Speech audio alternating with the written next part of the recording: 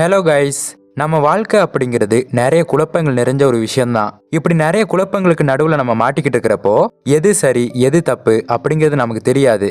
So இப்படிப்பட்ட ஒரு சூழல்ல எது சரி அப்படிங்கிறத நம்ம காட்டுறதுக்கு தான் இந்த ரூல்ஸ், அதாவது விதிகள் அப்படிங்கிறது இருக்கு. இந்த ரூல்ஸை நிறைய விஷயங்கள் நமக்கு சொல்லி தருது.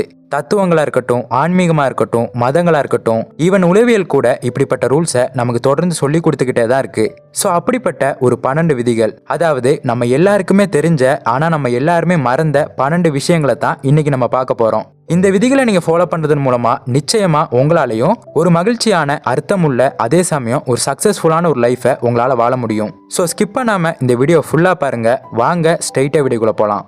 Number 1, stand up straight with your shoulder back. யாராவது ஒருத்தங்க உங்களை மதிக்கல அப்படின்னா, இல்ல ஏதோ ஒரு இடத்துல உங்களுக்கு அன்கம்ஃபர்டபுளா ஃபீல் ஆகுது அப்படின்னா, உடனடியா உங்க தோற்ற அமைப்பை நீங்க மாத்தணும். தோற்றம் அப்படிங்கிறது உங்க நிறத்தையோ முகத்தையோ இல்ல, நீங்க எப்படி உட்காடுறீங்க, எப்படி நடக்கிறீங்க, எப்படி அடுத்தவங்களை பாக்குறீங்க அப்படிங்கிறது.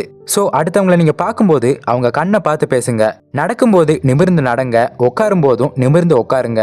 ஏன்னா நம்ம உடலுக்கும் உணர்வுகளுக்கும் ஏகப்பட்ட சம்பந்தம் இருக்கு. நம்ம சிரிக்கும் போது நீங்க கவனிச்சீங்கன்னா உங்க உடல் அமைப்பு வேற மாதிரி இருக்கும். அதுவே நீங்க சோகமா இருக்கும்போது பாத்தீங்கன்னா உங்க கை உங்க கன்னத்துல இருக்கும். ஸோ எந்த ஒரு குழப்பமான சூழல்ல நீங்க இருந்தாலோ, இல்ல ஒரு அன்கம்ஃபர்டபுளான சிச்சுவேஷன்ல நீங்க இருந்தாலோ, உங்களுக்கு ரொம்ப பிடிச்ச ஒரு தைரியம் வாய்ந்த நபர் அந்த இடத்துல எப்படி பேசுவாரோ, எப்படி நடப்பாரோ, எப்படி ஒரு செயலை செய்வாரோ, அதே மாதிரியான தோற்றத்துக்கு உங்க உடல் மொழியையும் நீங்க மாத்திக்கோங்க. இதை தொடர்ந்து நீங்க செஞ்சாலே போதும், உங்க வாழ்க்கை ஒவ்வொரு நாளும் இம்ப்ரூவ் ஆகும். அதே மாதிரி உங்களை எல்லாருமே மதிக்கவும் ஆரம்பிப்பாங்க. அடுத்து number 2, treat your self like சம்மோன் you are responsible for helping. இன்னைக்கு காலகட்டத்தில் நிறைய நபர்கள் அவங்கள கவனிச்சுக்கிறதே கிடையாது. உங்களுக்கு ரொம்ப பிடிச்ச நபரை நீங்க எப்படி பாத்துக்குவீங்களோ அதே மாதிரி உங்களை நீங்க பாத்துக்கிறதுக்கு மறந்துடக்கூடாது. உங்களுக்கு ரொம்ப பிடிச்ச நபர், அது உங்க அப்பா அம்மாவா இருக்கலாம், உங்களோட கணவன் மனைவியா இருக்கலாம், உங்க காதலன் காதலியா இருக்கலாம், இல்ல உங்க குழந்தைங்களா கூட இருக்கலாம். இப்படி உங்களுக்கு ரொம்ப பிடிச்ச நபருக்கு நீங்க என்னெல்லாம் செய்வீங்க, என்ன வேணா செஞ்சுக்கோங்க. ஆனா அதே மாதிரியான விஷயங்களை உங்களுக்கு நீங்க செய்றீங்களா அப்படிங்கிறதையும் பாருங்க. ஸோ இந்த உலகத்துல உங்களுக்கு ரொம்ப பிடிச்ச நபர் யாரா வேணா இருக்கலாம், ஆனா அதை விட கம்மியா உங்களுக்கு நீங்க பிடிக்காதவரா இருக்கக்கூடாது. குறைஞ்சது அவங்களுக்கு கொடுக்குற முக்கியத்துவத்தையும் அவங்களுக்கு கொடுக்குற மரியாதையும் உங்களுக்கு நீங்க கொடுக்கணும். ஸோ உங்களை நீங்க முதல்ல நேசிக்க ஆரம்பிக்கணும். இந்த உலகத்திலேயே ரொம்ப பிடிச்ச நபரை நீங்க எப்படி பார்ப்பீங்களோ அதே மாதிரி உங்களை நீங்க பார்க்க ஆரம்பிக்கணும். ஸோ உங்களை நீங்க பாதுகாப்பாகவும் ஆரோக்கியமாகவும் வச்சுக்கணும். நல்ல உடற்பயிற்சி பண்ணுங்க, சரியான சத்தான உணவுகள் எடுத்துக்கோங்க. அதே மாதிரி உங்க இலக்கு அடையிறதுக்கு உங்களை நீங்களே செல்ஃப் மோட்டிவேட் பண்ணிக்கோங்க. அடுத்து number 3, make friends with the people who want the best for you. நண்பர்கள் அப்படிங்கிறவங்க நம்ம வாழ்க்கையில ரொம்ப முக்கியமான உறவுகள். எந்த 5 நபர் கூட நீங்க இருக்கீங்களோ அவங்களுக்கும் உங்களுக்கும் கிட்டத்தட்ட ஒரே மாதிரியான பழக்க வழக்கங்கள் தான் இருக்கும், ஒரே மாதிரியான விஷயங்கள் தான் பிடிச்சிருக்கும். அதே மாதிரி இந்த 5 நபர்கள் தான் நம்ம வாழ்க்கையில மிகப்பெரிய அளவுல நம்மளை இன்ஃப்ளூயன்ஸ் பண்ண போறாங்க. ஸோ இப்படிப்பட்ட நட்பு வட்டாரத்தை நம்ம சரியா வச்சுக்கிறது ரொம்ப முக்கியம். உங்க நண்பர்கள் எப்படிப்பட்டவங்களா இருக்கணும் அப்படின்னா, உங்களுக்கு நல்லது நினைக்கக்கூடியவங்களாவும், அதே சமயம் வாழ்க்கையில நீங்க வளர்ச்சி அடையணும், உங்களுக்கு நிறைய சிறந்த விஷயங்கள் கிடைக்கணும் அப்படிங்கிற ஒரு நல்ல குணம் வாய்ந்தவங்களா உங்க நண்பர்கள் இருக்கணும். முக்கியமா உங்க கூட இருக்க நண்பர்களை விட நீங்க ஒரு படி மேல போறப்போ அதை பார்த்து அவங்க செலிப்ரேட் பண்றாங்களா, சந்தோஷப்படுறாங்களா அப்படிங்கிறதையும் நீங்க கவனிக்கணும். அப்படி சந்தோஷப்படுற நபரா இருந்தா மட்டும்தான் உங்களோட நேரத்தை அளவுக்கு அதிகமா அவங்க கூட செலவழிக்கிற அளவுக்கு அவங்க தகுதி வாய்ந்த நபரா இருப்பாங்க. அடுத்து number 4, compare your self to who are is today, not someone else is today. பொதுவாகவே நம்ம எல்லாருக்குள்ளேயுமே இருக்கக்கூடிய ஒரு குணம், அதாவது மற்றவங்க கூட கம்பேர் பண்றது பெருசா தப்புன்னு சொல்லிட முடியாது. ஆனா எந்த விஷயத்துல நம்ம கம்பேர் பண்றோம் அப்படிங்கிறது முக்கியம். நிறைய பேர் பாத்தீங்கன்னா அவங்க பக்கத்து வீட்டுல இருக்கவங்கள பார்த்து அவங்க நிறைய சம்பாதிக்கிறாங்க, அவங்க கார் வாங்கிட்டாங்க, அவங்க வீடு வாங்கிட்டாங்க, அவங்க பசங்க நல்லா படிக்கிறாங்க, இந்த மாதிரி சொல்லிட்டு இவங்க கிட்ட இருக்கக்கூடிய நல்ல தன்மையும் நல்ல விஷயங்களையும் புரிஞ்சுக்காம மற்றவங்க கூட கம்பேர் பண்ணிக்கிட்டு இருப்பாங்க. ஆனா உண்மையான கம்பேரிசன் அப்படின்னா நீங்க உங்க கூட தான் பண்ணிக்கணும். அதாவது நேத்து இருந்ததை விட நீங்க இன்னைக்கு ஒரு மேம்பட்ட நபரா இருக்கீங்களா அப்படின்னு பாக்குறது தான் ஒரு சிறந்த கம்பேரிசன். இப்படி நீங்க கம்பேர் பண்ணி பாருங்க, உங்க வாழ்க்கையும் சிறப்பானதா இருக்கும், உங்களால மன நிம்மதியோடையும் இருக்க முடியும். அதை விட்டுட்டு மற்றவங்க கூட நம்மளை கம்பேர் பண்ணும்போது அவங்க எங்க இருந்து வந்தாங்க, அவங்களோட பேக்ரவுண்ட் என்ன, அவங்க எத்தனை நாள் இதுக்காக உழைச்சிருக்காங்க, இந்த மாதிரி விஷயங்கள் நமக்கு எதுவுமே தெரியாது. அதெல்லாம் நமக்கு தெரிஞ்சா கூட பரவாயில்ல, ஆனா அதெல்லாம் நம்ம கவனிக்காம இப்ப அவங்க கிட்ட என்ன இருக்கு அப்படிங்கறத மட்டும் பார்த்து அவங்க கூட நம்மளை கம்பேர் பண்ணிக்கிட்டு இருப்போம். இந்த மாதிரி நம்மளை மற்றவங்க கூட கம்பேர் பண்றது முற்றிலும் தவறானது, அதை மாத்திக்கோங்க. அடுத்து number 5, don't let your children do anything that make you dislike them. இந்த ரூல் வந்து எல்லா பெற்றோர்களுக்கும் பொருந்தும். உங்க லைஃப்லயே மிகப்பெரிய ஹாப்பினஸ் எங்க இருக்க போகுது அப்படின்னா, உங்களோட குழந்தைங்க எல்லாம் சந்தோஷமா இருக்காங்க, அவங்க லைஃப் கரெக்டா இருக்கு, எந்த ஒரு பிரச்சனையும் இல்லாம இருக்கு அப்படிங்கறத நீங்க பாக்குறப்பதான். சோ உங்களுக்கு மிகப்பெரிய சந்தோஷம் வேணும், இல்ல மிகப்பெரிய சோகத்துல இருந்து நீங்க தப்பிக்கணும் அப்படின்னா உங்களோட குழந்தைய நீங்க ஒழுங்கா வளர்த்தே ஆகணும். உங்க குழந்தைய நீங்க ஒழுங்கா வளர்க்கணும் அப்படின்னா நீங்க நிறைய காசு கொடுக்கறதோ நிறைய வசதி வாய்ப்பை ஏற்படுத்தி கொடுக்கறதோ கிடையாது. அவங்களுக்கு நீங்க கொடுக்க வேண்டிய ஒரே ஒரு விஷயத்த நீங்க கரெக்டா கொடுத்துட்டீங்க அப்படின்னா உங்க வாழ்க்கையில உங்க குழந்தைகளை பத்தி நீங்க கவலைப்படவே தேவையில்ல. அந்த ஒரு விஷயம் என்னன்னா, எது சரி எது தப்பு அப்படின்னு முடிவெடுக்கக்கூடிய அந்த ஒரு தன்மையை அவங்களுக்கு நீங்க கத்து கொடுக்கணும். அது மட்டும் நீங்க கரெக்டா கத்து கொடுத்துட்டீங்க அப்படின்னா அதுக்கப்புறம் அவங்கள பத்தி நீங்க கவலைப்படவே தேவையில்ல. பெரும்பாலான பெற்றோர்கள் என்ன பண்றாங்க அப்படின்னா, ரெண்டு விதத்துல அவங்களோட குழந்தைங்களை வளர்க்குறாங்க. ஒண்ணு என்னன்னா, அவங்க குழந்தைங்க ஏதாவது தவறு செய்யும் போதோ ஏதாவது செயல்களில் ஈடுபடும் போதோ அதை பெருசா கண்டுக்காம அதை பெருசா அக்கறை காட்டாம அப்படியே விட்டுருவாங்க.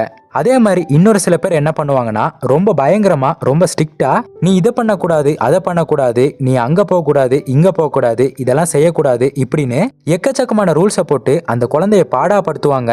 இந்த ரெண்டு விதமான வளர்ப்புமே பாத்தீங்கன்னா ரொம்ப மோசமானது. ஸோ இதை விட்டுட்டு உங்க குழந்தைங்க எப்படி நல்லா வளரணும், எப்படி மற்றவங்க கூட பழகணும், எந்தெந்த மாதிரியான விஷயங்களை அவங்க செய்யணும் அப்படின்னு சொல்லிட்டு அவங்க எப்படியெல்லாம் இருக்கணும் நீங்க நினைக்கிறீங்களோ அந்த மாதிரியான ஒரு அப்பா அம்மாவா நீங்க இருக்கணும். அதே மாதிரி அந்த நல்ல விஷயங்களை நீங்க அவங்களுக்கு பழக்கவும் செய்யணும். எது சரி எது தப்பு, எது நல்லது எது கெட்டது, இந்த மாதிரியான விஷயங்களை நீங்க அவங்களுக்கு தெளிவா சொல்லி கொடுக்கணும். நிறைய நபர்கள் கூட அவங்கள நீங்க பழக வைக்கணும், நிறைய புத்தகங்களை அவங்கள நீங்க படிக்க வைக்கணும். ஏன்னா அவங்க வாழ்க்கையில நிறைய பாடங்களை இதன் மூலமா தான் அவங்க கத்துக்குவாங்க. இதை செஞ்சாலே போதும், உங்க குழந்தையோட எதிர்காலத்தை பத்தி நீங்க கவலைப்படவே தேவையில்ல. அடுத்து number 6, set your house in perfect order before you criticise the world. இந்த உலகத்தை பத்தி நம்ம குறை சொல்றதுக்கு முன்னாடி நம்ம வீட்டை நம்ம ஒழுங்கா வச்சிருக்கோமா அப்படிங்கிறத பார்க்கணும். ஏன்னா இந்த உலகத்துல யாருமே 100% பெர்ஃபெக்ட் ஆனவங்கன்னு கிடையாது. எல்லாருக்கிட்டையுமே ஏதாவது ஒரு குறைகள் இருக்கும். நிறைகள் அதிகமா இருக்கக்கூடிய மனிதர்கள் இருக்கலாம், ஆனா குறைகள் இல்லாத மனிதர்கள் இருக்கவே முடியாது. இப்படிப்பட்ட நிலைமையில நம்ம மற்றவங்கள பத்தி ஒரு கருத்து சொல்றதுக்கு முன்னாடி அதே விஷயத்த நம்மளும் செஞ்சுக்கிட்டு இருக்கோமா, அதே குறைகள் நம்ம கிட்ட இருக்கா அப்படிங்கிறத பார்க்கணும். ஸோ குறை சொல்றதுக்கு முன்னாடி அந்த குறைகள் நம்ம கிட்ட இருக்கா அப்படிங்கிறத தெரிஞ்சு வச்சுக்கிறது ரொம்ப முக்கியம். அடுத்து number 7, pursue what is meaningful. உங்க லைஃப்ல உங்களுக்கு மிகப்பெரிய சந்தோஷம் வேணும் அப்படின்னா அதுக்கு ஒரே வழி ஒரு அர்த்தமுள்ள வாழ்க்கையை நீங்க கண்டுபிடிச்சு வாழ்றது. அதாவது அர்த்தமுள்ளதா எது உங்களுக்கு தோணுதோ அதை ஃபாலோ பண்ணுங்க, அதை உருவாக்குங்க. நீங்க செய்யற ஒவ்வொரு விஷயத்துக்கு பின்னாடியும் ஏதாவது அர்த்தம் இருக்கணும், ஏதாவது ஒரு நோக்கம் இருக்கணும். அந்த நோக்கம் நல்லது, அது நல்ல அர்த்தத்தை கொடுக்குது அப்படின்னா அதை தாராளமா நீங்க தொடர்ந்து செய்ய வேண்டியது ரொம்ப முக்கியமானது. இந்த உலகத்துக்கு நீங்க ஏதாவது ஒரு வகையில பயனுள்ள நபரா இருக்கணும். உங்களால என்ன செய்ய முடியுமோ அது சின்ன விஷயமா இருந்தாலும் பரவாயில்ல, அதை செய்ய ஆரம்பிங்க. அது ஒரு குப்பையை குப்பை தொட்டியில போடுறதா இருக்கட்டும், ஒரு நபரை பார்க்கும்போது அவங்கள பார்த்து சிரிக்கிறதா இருக்கட்டும், இல்ல யாரோ ஒருத்தங்க வருத்தப்படுறப்போ அவங்களுக்கு நீங்க அரவணைப்பு கொடுக்கறதா இருக்கட்டும், இந்த மாதிரி உங்களால முடிஞ்ச ஒரு சின்ன செயலையாவது நீங்க செய்யணும், அது போதும். அடுத்து number 8, tell the truth or at least don't lie, be honest yourself. இந்த உலகத்துல நீங்க யாருக்குமே உண்மையா இருக்கணும்னு தேவை கிடையாது. அடுத்தவங்க முன்னாடி நீங்க உண்மையா இருக்கிற மாதிரி காட்டிக்கணும் அப்படின்னு அவசியம் கிடையாது. நீங்க உண்மையா இருக்க வேண்டிய ஒரே நபர் ஒருத்தர் மட்டும்தான், அது உங்களுக்காக மட்டும்தான். நாளைக்கு காலையில நீங்க சீக்கிரமா எந்திரிக்கணும்னு சொன்னீங்கன்னா சீக்கிரமா எந்திரிங்க. இனிமே இந்த விஷயங்களை என் வாழ்க்கையில பண்ணவே மாட்டேன் அப்படின்னா அதை பண்ணாதீங்க. இப்படி உங்களுக்கு நீங்க என்ன சொல்லிக்கிறீங்களோ அதை தெளிவா செய்யுங்க. அதே மாதிரி அடுத்தவங்களுக்கு நீங்க ஒரு விஷயத்த செய்வேன்னு சொன்னாலோ ஒரு வாக்கு கொடுத்தாலோ அவங்களுக்கு உண்மையா இருங்க.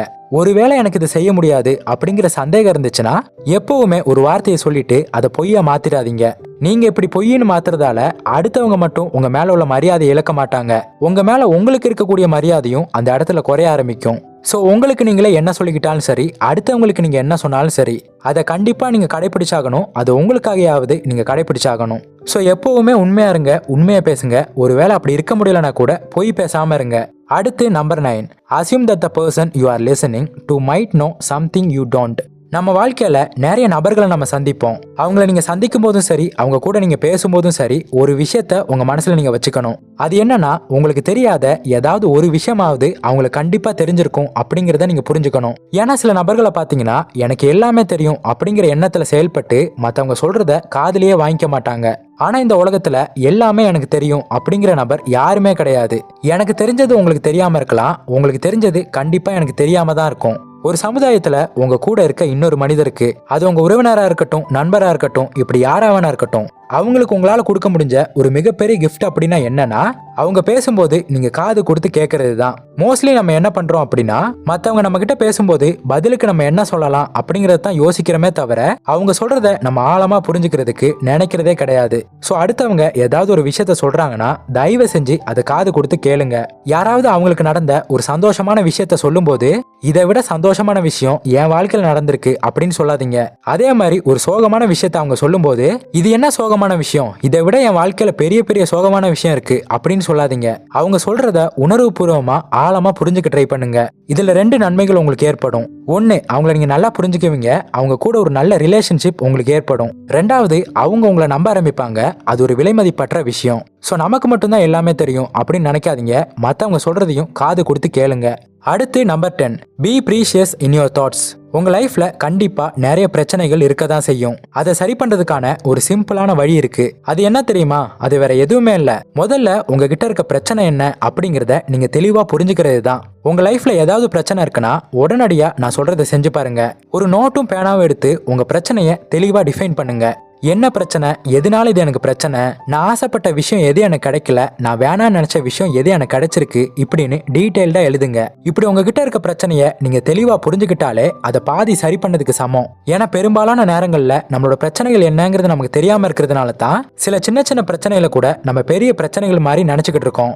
சோ உங்களோட பிரச்சனைகள் என்ன, உங்களோட தேவைகள் என்ன, உங்களோட ஆசைகள் என்னங்கிறதுல நீங்க தெளிவா இருக்கணும். இந்த தெளிவு இருந்துச்சு அப்படின்னாலே உங்க வாழ்க்கையில பாதி பிரச்சனைகள் சரியாயிரும். அதே மாதிரி நீங்க என்ன பேச விரும்புறீங்களோ, என்ன செய்தியை நீங்க சொல்ல வரீங்களோ, அந்த செய்தியை கேட்கறவங்களுக்கும் நீங்க தெளிவாகவும் துல்லியமாகவும் புரிய வைக்க தெரிஞ்சிருக்கணும். அப்படி புரிய வைக்க தெரிஞ்சா மட்டும்தான் உங்க வாழ்க்கையிலையும் சரி, இந்த உலகத்திலையும் சரி, நீங்க சிறப்பான ஒரு நபரா இருக்க முடியும். சோ உங்களோட எண்ணங்களையும் சரி, நீங்க பேசக்கூடிய வார்த்தைகளையும் சரி, எல்லாத்துலயுமே தெளிவா இருங்க. அடுத்து நம்பர் 11, இந்த உலகத்துல இருக்கக்கூடிய வேற்றுமைகளை நம்ம மதிக்க கத்துக்கணும். ஈக்குவாலிட்டி அப்படின்னா எல்லாருமே ஒன்னா இருக்கணும் அப்படின்னு அவசியம் கிடையாது. எல்லாருமே வேற வேற மாதிரி இருக்கும்போது கூட அவங்களுக்கு தேவையான மரியாதையை கொடுக்கறது தான் ஈக்குவாலிட்டி அப்படிங்கிறது. சோ உங்களுக்கு மரியாதை கிடைக்கணும், நீங்க ஒரு நல்ல நபரா இருக்கணும் அப்படின்னா உங்களை விட மாறுபட்ட நபரை உங்க வாழ்க்கையில நீங்க சந்திக்கும் போது அவங்கள நல்ல விதமா நடத்துங்க. உங்களை மாதிரியே அவங்களும் இருக்கணும் அப்படின்னு எதிர்பார்க்காதீங்க. உங்களை மாதிரி இல்லாம வெவ்வேறு மனிதர்கள் இந்த உலகத்துல கண்டிப்பா இருப்பாங்க. அவங்க எல்லாருமே மதிக்கத்தக்கவங்க தான் அப்படிங்கிறத நீங்க புரிஞ்சுக்கோங்க. மொத்தத்துல இந்த உலகத்துல இருக்கக்கூடிய எந்த விஷயமா இருக்கட்டும், எந்த ஒரு நபரா இருக்கட்டும், அவங்க உண்மையாவே எப்படி இருக்காங்களோ அதை அப்படியே ஏத்துக்க பழகுங்க. அடுத்து number 12, enjoy every moment in your life, even the bad situation. நம்ம லைஃப்ல நிறைய பிரச்சனைகள் இருக்கும், நிறைய வழிகள் இருக்கும். ஆனா அது எல்லாத்தையுமே நம்மளால போக்க முடியுமா அப்படின்னு கேட்டா கண்டிப்பா முடியாது. சோ எவ்வளவு வழிகள் இருந்தாலும் அதுல இருக்கக்கூடிய சின்ன சின்ன சந்தோஷங்களை அனுபவிக்கிறதுக்கு எப்பவுமே மறந்துடாதீங்க.